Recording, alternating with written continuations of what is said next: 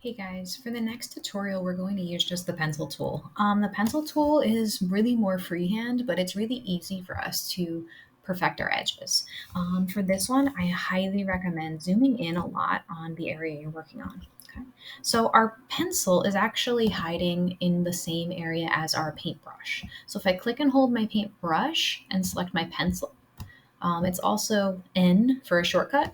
That would be perfect. I'm going to ask that you have a empty fill and that you pick a color that's not like a black, white, or gray so I could see it. And you can keep your stroke relatively thin, like at 1, and you can vary it later. So using the pencil is really just like tracing. I'm using the touchpad on my laptop, so it's probably going to be even weirder. So the key is to try and complete it in one swoop. But when you make a mistake like I did, it breaks it down into like anchor points. Now, if I start on my green and I redraw and I end on my green, it usually perfects it.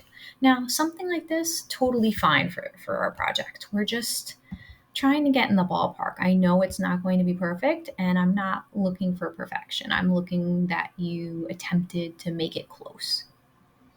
You can go as slow as you want, but feel free to go back and adjust it. I usually find it easiest to just finish making a closed shape and then let go and readjust it. This one isn't too bad, but I could still go in and try and adjust it there. Okay. So the blob, that's a trickier one. We're going to give it our best shot. And like I said, it's easier to do in one big swoop and then go back in. In a moment, I'll make a big mistake so you can see how to fix it relatively easily. All right, so I close my shape up as you can see, and clearly over here, I need a little work. Now, if you don't connect your lines enough, you'll see that it just creates another set of lines. So you want to make sure if you're fixing up the shape that you're connecting back to where you were. And you can always go over it again and adjust it to get close to what you need. Not bad. Again, like I said, if it's smooth, it's okay if you're not perfectly matched, but that we're trying to connect to the existing blob shape to begin with. So something like this is perfect in my book for this assignment. Yeah, pretty good. All right, now we're going to move on to the flower. The nice part about this flower is that it is a lot of small shapes. So what I'm going to do is I'm only going to draw part of it, then I'm going to pause so you don't have to watch me draw the whole entire thing. Then we'll talk about how to proceed after we draw it. If you have an overlapping section like this, I would leave a little space between the two like that and draw again, just so that way you pick up all the detail. And like I said, you can always draw over it a few times, and that's fine. So I'll do this piece. I'm going to take a pause, and then I will come back once I have most of it drawn. There we go.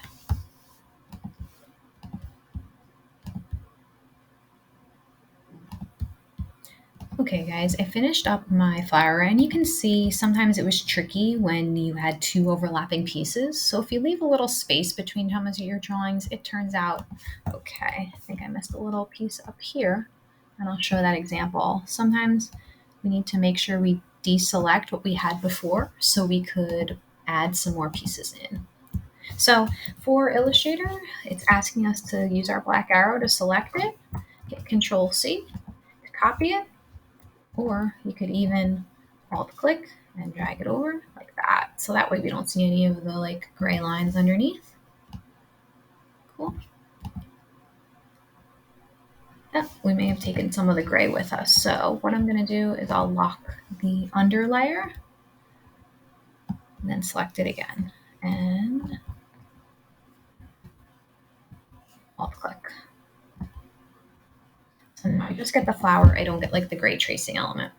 So we're going to paste it here and we're going to change the width profile so it looks a little bit more elegant, a little less elementary school.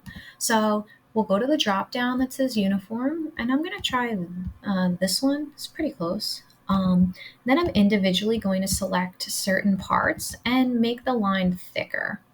There's not an exact science to how thick the width of the stroke should be, but You can use your judgment and try and copy the same lines to be thicker.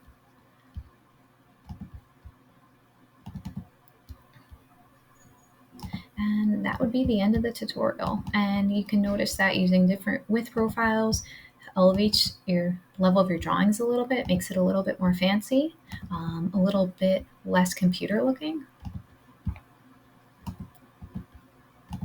And that's pretty much the end of this tutorial. It's a lot of fun. If you just want to mess around with it, you want to add a few more details, feel free to do that. But it gives a pretty cool effect at the end.